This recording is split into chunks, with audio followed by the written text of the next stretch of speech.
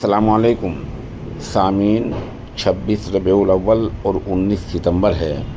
उन्वान है सुबह की अहम खबरें। गुज़िश्ता 17 सितंबर को 2-3 दिन पहले सऊदी अरब और पाकिस्तान में जो समझौता हुआ है, मुआहदा और मुफाहमत हुई है, उसका दूररस नतीजा होगा।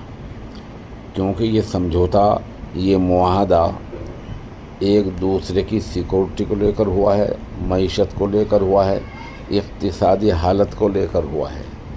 और वाज़ेह तौर पर कहा गया कि एक मुल्क पर हमला दूसरे मुल्क पर शुमार होगा। अगर कोई सऊदीया पर हमला करता है तो पाकिस्तान उसकी फौरी मदद करेगा, और पाकिस्तान पर अगर कोई हमला करता है तो सऊदीया उसकी हर तरह की फौरी तौर पर मदद करेगा। ये नाटो जैसा मुआहदा है। इस पर 2 दिन पहले सऊदी अरब के हुक्मरान और पाकिस्तान के हुक्मरान दोनों के बाज़ाब्ता दस्तखत हुई।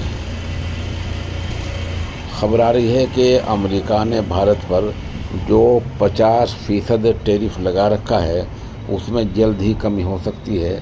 वो 25% भी रह सकता है और 15% भी रह सकता है, ऐसी खबरें आ रही हैं। उधर अमेरिका के कैलिफोर्निया में हिंदुस्तान के तेलंगाना के रहने वाले इंजीनियर निज़ामुद्दीन को पुलिस ने गोली मारकर कत्ल कर दिया। अभी वजह का पता नहीं चल पाया है। खबर आ रही है कि उत्तर प्रदेश के हापुड़ इलाके में पुलिस ने बड़ी कार्रवाई करते हुए ज़िले के गांव पसवाड़ा में छापा मारकर 6 लाख रुपए के गैर कानूनी पटाखे बरामद कर ली हैं। ये पटाखे दिवाली के त्यौहार की वजह से इकट्ठे किए गए थे। एक मुलजिम गोलू को गिरफ्तार कर लिया गया है और दूसरा मुलजिम शिवम फरार हो गया है। नेपाल के साबिक वज़ीर-ए-आज़म के.पी. शर्मा ओली बगावत के 10 दिन बाद अब पहली बार नज़र आए हैं। वो नेपाल में ही किराए के एक मकान में रह रहे हैं, क्योंकि उनके मकान को बगावत वाले दिन आग लगा दी गई। उधर खबर आई है कि अक़वाम मुत्तहिदा की सलामती कौंसिल में जंग बंदी की तजवीज़ को अमेरिका ने वीटो कर दिया है। सलामती कौंसिल में 15 अरकान हैं। कहा जा रहा है कि 14 ने जंग बंदी के हक़ में वोट दिया था, लेकिन अमेरिका को वीटो का इख्तियार है, तो अमेरिका ने वीटो कर दिया, जिसका मतलब यह है कि इसको नहीं माना जाएगा।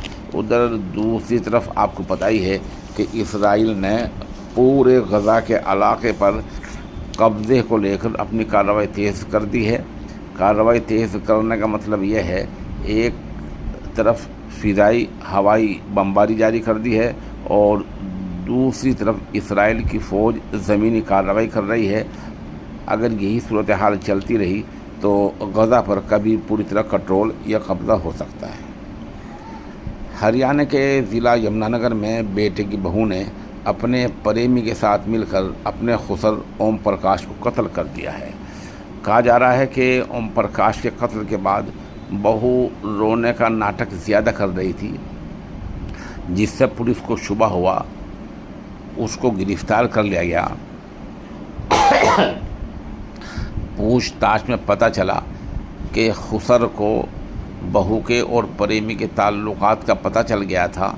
वो बार बार आड़ बन रहा था। इस आड़ को हटाने के लिए बहू ने प्रेमी के साथ मिलकर अपने खुसर को कत्ल कर दिया।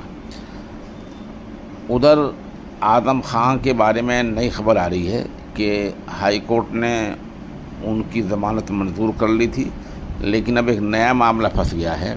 वहाँ का जो मकामी MP MLA कोर्ट है, जो MLA अदालत है, उसने किसी नए मामले की वजह से कल 20 सितंबर को आज़म खान को तलब किया है। इस समाअत पर ही, इस सुनवाई पर ही पूरी कार्रवाई टिकी हुई है। पता चला है कि किसी जगह को खुर्द बुर्द करने के मामले में पुलिस ने नई धाराएँ बढ़ा दी हैं। मुकदमा पहले से है, नई दफ़ात लगा दी हैं, जिसकी सुनवाई कल है। और MP MLA कोर्ट ने कल 20 सितंबर को उनको तलब किया है। बीच में कड़ी ये है कि अगर जेल तक हाई कोर्ट का परवाना आज ही पहुंच गया, कार्रवाई हो गई वक्त पर, तो शाम तक छूट सकते हैं। اگر بر وقت نہیں پہنچا، جیسا اڈنگا لگ رہا ہے اور معاملہ بگڑتا دکھ رہا ہے، کل ہو گئی تو کل چونکہ MP MLA کورٹ میں سنوائی ہے اور پولیس نے دھارائیں بڑھا دی ہیں تو معاملہ بگڑ بھی سکتا ہے۔